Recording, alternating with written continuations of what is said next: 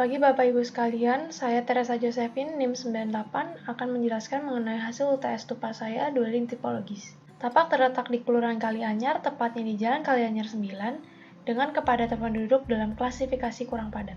Namun demikian, kelurahan ini sangat dipadati oleh bangunan-bangunan sehingga warganya memanfaatkan area tersebut untuk berhuni, bekerja, sekaligus berinteraksi. Tapak terletak di depan Sungai Ciliwung dengan kondisi sungai yang tidak berbau namun cukup keruh.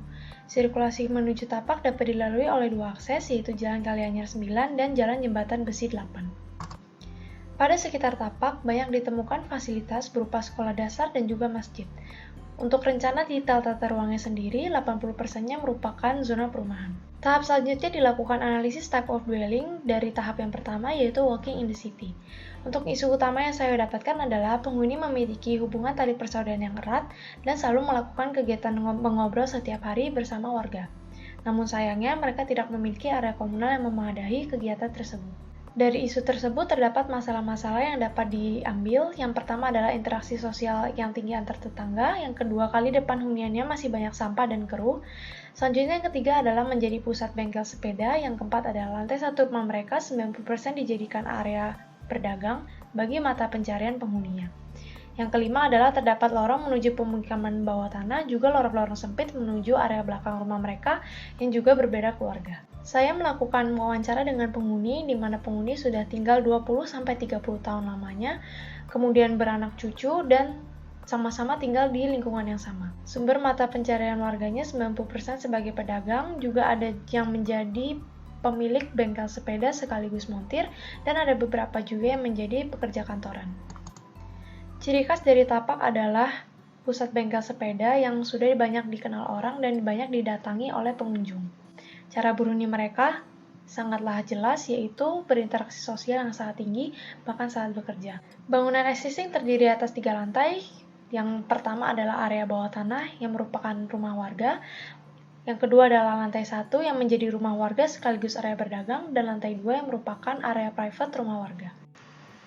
Tahap kedua adalah mapping di event and moment. Pada tahap ini terdapat 4 event utama yang dilakukan oleh warganya. Event yang pertama adalah interaksi sosial antar warga yang terjadi di jalan depan rumah mereka yang terjadi pada setiap waktu. Untuk event kedua yaitu aktivitas bengkel sepeda yang terjadi di depan gang rumah mereka dan hanya diatapi oleh tenda. Pada akses masuk menuju pemukiman dari arah Season City terdapat banyak pedagang kaki lima yang berjualan di depannya. Yang terakhir adalah kegiatan perdagangan yang dilakukan penghuni terjadi di depan rumah mereka. Mapping selanjutnya adalah mengenai everyday life warganya. Terjadi 3 aktivitas utama yang dilakukan oleh warganya berupa interaksi sosial, aktivitas perdagangan, dan aktivitas perbengkelan. Dari ketiga aktivitas tersebut digabungkan mappingnya menjadi satu dan terlihat bahwa di sekitar Tapak terjadi ketiga aktivitas tersebut. Maka dari itu perancangan nantinya harus menyediakan area mewadahi aktivitas warganya. Dari ketiga aktivitas tersebut, Tapak memiliki waktu aktif pada pukul 9 pagi hingga jam 6 sore. Tahap ketiga adalah Zoom Space. Pada tahap ini, tempat tinggalnya memiliki kondisi yang kurang layak. Tali persaudaraan yang erat ini tidak didukung oleh area komunal yang mewadahi warganya. Area berdagang ini masih bercampur dengan area berhuni mereka, dan bengkel sepeda existing masih berupa tenda saja. Selanjutnya adalah diagram aktivitas keseharian penghuni. Penghuni berprofesi sebagai pedagang juga montir sepeda. Dari seluruh aktivitas akhir dari kegiatan bekerja mereka selalu ditutup oleh mengobrol bersama antar warga. Hal ini membuktikan adanya ikatan tali persaudaraan erat antar warganya. Zoom space dilakukan dari cara berhuni mereka. Yang pertama yaitu bengkel sepeda, di mana bengkel sepeda dilakukan di pinggir jalan yang mempersempit jalan. Tidak adanya pembagian zonasi yang jelas antara area kerja, area penyimpanan, kasir, dan lain-lain. Dari bengkel sepeda ini juga masih terjadi interaksi sosial antar warga dan hanya diatapi oleh tenda. Cara berhuni selanjutnya adalah kegiatan berdagang, di mana terjadi parkir kendaraan di pinggir jalan dikarenakan area berdagang ini terletak di bahu jalan yang mempersempit sirkulasi kendaraan. Pada kegiatan berdagang juga masih tetap terjadi interaksi sosial antar warga. Area berdagang ini terletak di lantai 1 depan rumah mereka yang mengganggu sirkulasi antar warga, baik untuk masuk rumah maupun sirkulasi di depannya. area dalam rumahnya masih tetap dijadikan sebagai area berhuni. Cara berhuni selanjutnya adalah aksesibilitas, di mana mereka memiliki tangga untuk menuju ke Jalan Setiakawan 3A. Namun tangga situ cukup curam dan sempit. Di depan tangga juga masih terdapat karung-karung sampah dan parkir kendaraan liar yang mengganggu sirkulasi pengguna tangga. Selanjutnya adalah masalah area servis. Warganya masih menjemur pakaian mereka di balkon rumah mereka. Padahal area bawahnya itu masih merupakan area berdagang yang kurang layak dilihat bagi para pengunjung area berdagang tersebut. Pada tahap keempat adalah tahap find the type. Pada tahap ini saya mengumpulkan 3 kasus sama dari setiap kegiatan yang ada untuk diperbandingkan. Kegiatan yang pertama adalah kegiatan berhuni dan berdagang. Terlihat bahwa kegiatan ini selalu menggunakan lantai satunya sebagai area berdagang di bagian depan rumahnya dan lantai duanya sebagai kegiatan berhuni mereka. Dari kegiatan ini terjadi kegiatan berhuni dan kegiatan berdagang yang memiliki hubungan erat yang tercipta efisien dwelling di dalamnya karena memiliki lahan yang sempit dan digunakan sebaik mungkin untuk 2 kegiatan yang berbeda. Pada kegiatan aksesibilitas bangunan ditemukan adanya tangga menuju lantai 2 area berhuni mereka yang kemiringannya hampir mencapai 90 derajat. Hal ini disebabkan adanya lahan yang sempit. Maka dari itu diagram yang dihasilkan adalah kegiatan berhuni mereka berupa aksesibilitas dipengaruhi oleh adanya keterbatasan lahan yang menciptakan adanya terciptanya dwelling bersifat efisien dwelling. Kegiatan selanjutnya yaitu kegiatan interaksi sosial yang selalu terjadi di depan jalan maupun di depan rumah mereka. Hal ini menyebabkan mempersempit jalan sirkulasi di depan rumah mereka. Mereka cenderung juga mencari tempat teduh untuk berinteraksi sosial. Dari kegiatan ini terbentuk adanya tipe dwelling berupa shared dwelling di mana mereka membagi satu area yang sama untuk menjadi area bersama yaitu area berinteraksi sosial. Tahap kelima merupakan explore the quality of spatial. Dari keempat analisis yang telah saya lakukan yaitu berdagang, perbengkelan, mengobrol, dan bermain, keempat-empatnya itu mengganggu sirkulasi yang ada di depannya. Maka dari itu dapat disimpulkan bahwa aktivitas-aktivitas warganya ini mengganggu sirkulasi tersebut karena dilakukan tidak sesuai pada tempatnya. Rumusan permasalahan dimulai dari usul utama, yaitu penghuni memiliki hubungan tali persaudaraan yang erat dan selalu melakukan kegiatan mengobrol setiap hari. Namun sayangnya mereka tidak memiliki area komunal yang memadai. Dari isu utama tersebut, terdapat rumusan permasalahan yang dapat diambil.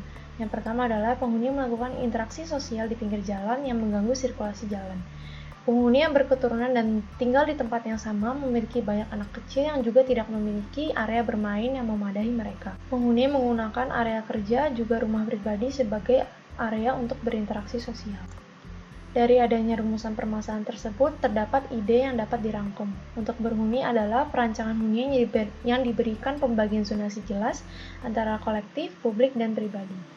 Area bekerja yaitu pengembangan pusat bengkel sepeda dan area berdagang sebagai sumber mata pencarian penghuni. Dalam bersosialisasi diberikan area komunal yang memadai kegiatan interaksi sosial bagi warganya. Pertanyaan riset yang diambil adalah bagaimana cara mencapai dwelling yang sesuai dengan target penghuni yang merupakan kelas bawah. Yang kedua yaitu bagaimana efisien dwelling dan shared dwelling dapat menjadi solusi akan isu utama yang terjadi. Yang ketiga adalah bagaimana cara membuat area publik bersama dengan tetap menjaga keamanan, kenyamanan, dan privasi warganya. Yang terakhir adalah bagaimana pendekatan arsitektur yang tepat agar dapat mengoptimalkan kebiasaan berhuni warganya. Selanjutnya adalah kajian teori. Pada tahap ini saya merangkum beberapa teori-teori mengenai dwelling.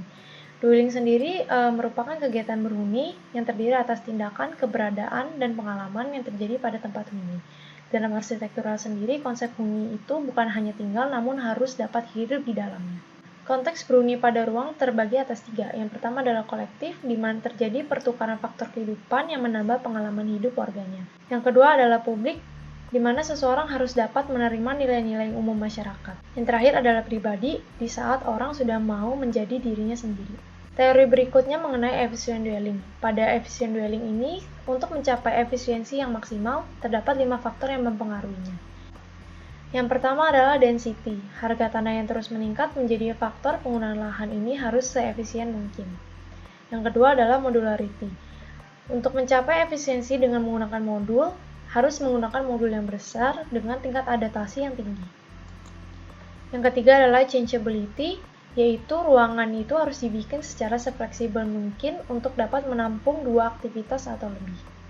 Yang keempat adalah affordable housing, yaitu perancangan atas ruang-ruang esensial saja untuk mengutamakan harga yang murah. Dan yang terakhir adalah light, di mana perancangan harus disertakan dengan banyak bukaan untuk mencapai pencahayaan yang maksimal untuk menghemat pengeluaran biaya listrik. Teori yang ketiga adalah shared dwelling, yang di dalamnya terdiri atas lebih dari satu pengguna yang tinggal dalam satu struktur yang sama. Semua pengguna tersebut memiliki tanggung jawab atas ruangan tersebut. Pendekatan yang dipilih untuk perancangan adalah arsitektur perilaku, dengan definisi yaitu ilmu perancangan bangunan yang didasari atas sikap dan tanggapan manusia terhadap lingkungannya. Tujuan dari arsitektur perilaku adalah menciptakan ruang dan suasana yang sesuai dengan perilaku manusianya. Elemen penting yang harus diperhatikan yang pertama yaitu kegiatan sosial yang ada di dalam bangunan, kegiatan yang mempengaruhi atau dipengaruhi, fleksibilitas setiap kegiatan, dan latar belakang dan sasaran penggunanya.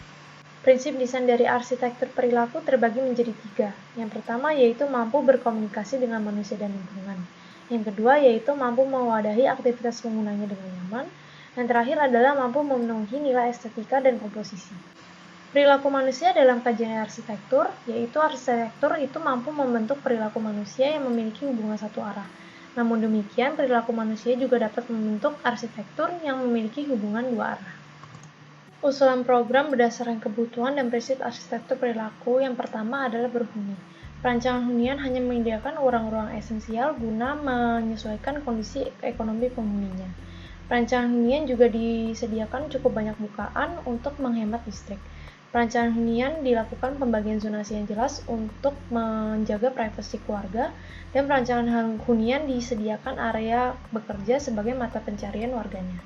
Untuk kegiatan bekerja dilakukan perancangan kompleks kios sebagai perwujudan area berdagang, perancangan pusat bengkel sepeda yang memiliki zonasi yang jelas antar kegiatan, dan semuanya ini harus dirangkum dalam nilai estetika yang baik untuk menarik pengunjung.